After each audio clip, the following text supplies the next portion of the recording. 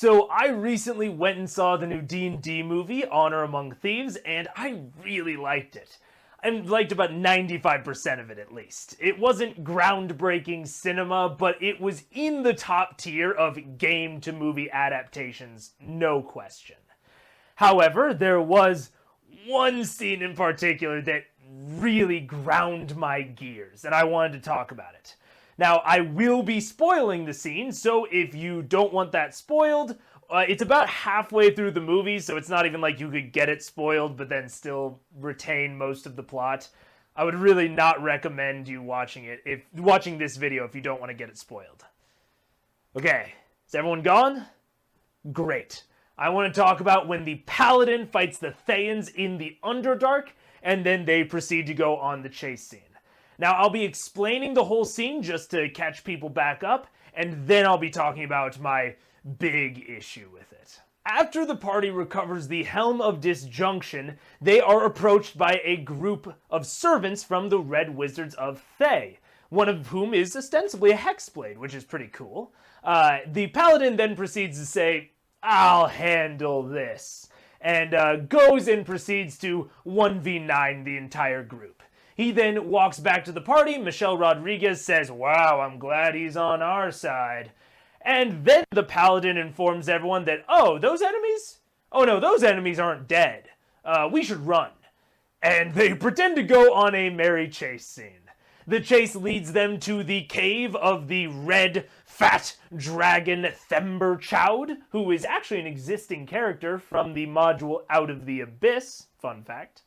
Themberchaud proceeds to run through, chase after them, eat all of the Thayans, and eventually the bard gets separated from the rest of the party.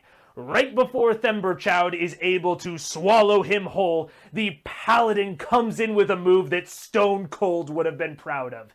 He dives across the screen, fucking sword out and at the ready, and plunges it into the dragon. Absolutely top ropes him, dude. And it is a really fun cinematic moment. The Themberchaud is stabbed in the head, but he doesn't die. They continue on the chase, and the chase eventually resolves, and the party escapes from the Underdark with the helm. Now, you might hear all of that and think that there's no problem. And indeed, the entire scene is pretty fun. The way that they use the hither-thither staff, the way that they do eventually escape, which, if you're still here, even though I warned you about the spoilers, I won't reveal how they eventually escape. It is pretty fun. But then the really big thing that really rubbed me the wrong way about this was the Paladin. Now, the trope of "I'll handle this" is already something that really annoys me in movies, but it annoys me even more in a movie about a team game in D&D. I have never been in a game where there's one player or even one NPC that goes, "I got this," and goes to fight all of the enemies alone. Like I said, D&D's about a team. There's no main character, and I never have seen this sort of behavior. Unless it's a DMNPC.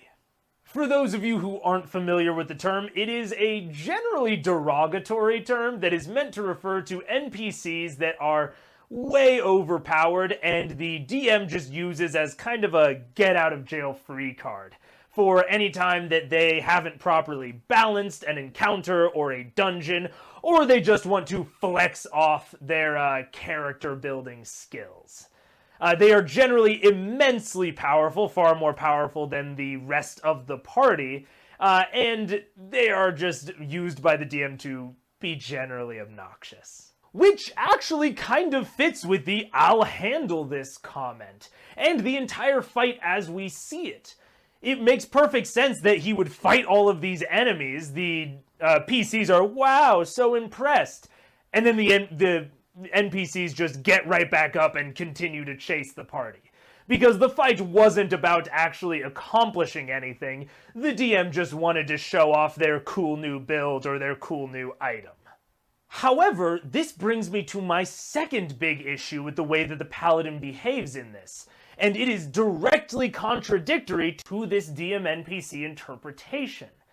Now, Paladins are a very good class choice for a DMNPC because they have an incredibly flashy ability called Divine Smite.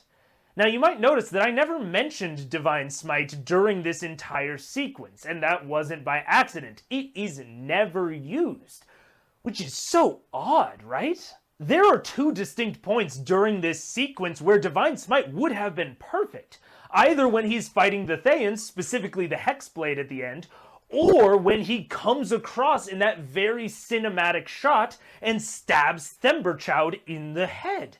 In fact, that would have been a very visually satisfying moment for him to come down, plunge the sword in, a bolt of lightning strikes Themberchaud. It shows off the awesome power of this paladin compared to all of the other characters, and it shows off Themberchaud's power that he survives this awesome lightning strike. It could blind the characters, blind the audience.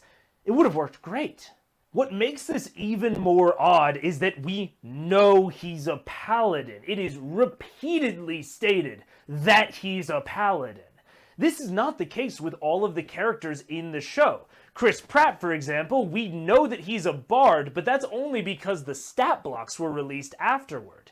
They never mention that he's a bard the entire way through the course of the movie. Same thing with Holga and Forge. It can be inferred that Holga is a fighter or barbarian and that Forge is probably some sort of rogue, but it's never stated in the movie. And my theory on this is because their class abilities are too hard to show on screen. They didn't want Chris Pratt to cast magic, and so he doesn't have the Bard title, because Bards are kind of inherently magical in D&D. Same thing with Barbarian Rage or Rogue Sneak Attack. It's hard to really viscerally show that on screen. Compare that to the Sorcerer and Wizards, who are frequently shown using their magical abilities, specifically magical abilities that they have, and the Sorcerer makes mention of Wild Magic, which is the most iconic Sorcerer subclass in D&D 5e. Now, why is he called a Paladin? He never uses Divine Smite. That's so weird. The only other Paladin abilities are Lay On of Hands and Divine Sense, I guess? Which, debatably, we see him use, but when you're talking about abilities that are hard to show on screen or take a little bit of explanation to explain on screen, why would you choose Divine Sense over Divine Smite? Divine Smite is so visceral. It's so easy to show on screen. It's so epic. You can even compare this to the Druid's Wild Shape, where they even slightly modify Wild Shape to make it even cooler, giving her the iconic Owl Bear, which is not possible within D&D 5e, but really works visually on screen. So they just modified Wild Shape and said, hey, heck it, we're still going to have Wild Shape, but we're going to include the Owl Bear because it works better on screen. And they specifically seek her out for this. That's why they call out that she's a druid, is because they say we need someone who knows how to wild shape. So why are we told that he's a paladin? He doesn't do anything that separates him from a fighter or a barbarian or a ranger or a rogue. All he does is fight with a sword. So either they wanted him to be contained and reasonable and feel on a similar power level to the PCs, but if that's the case, why did they have him go through a totally useless fight all alone, where the only thing that it accomplished was showing off how cool he is? On the other hand, if they wanted him to be an epic DMNPC type character, why exclude Divine Smite? It works so well visually, and they set up a shot where I was like, yes, this is the Divine Smite shot. But maybe I'm wrong here. Like I said, I loved 95% of the movie, and when I gave this rant to some of my friends, I got mixed responses. So maybe I'm totally misreading the situation. Let me know if you agree down in the comments. I find irony is a blade that cuts he who wields it most especially. You're not a lot of fun, are you?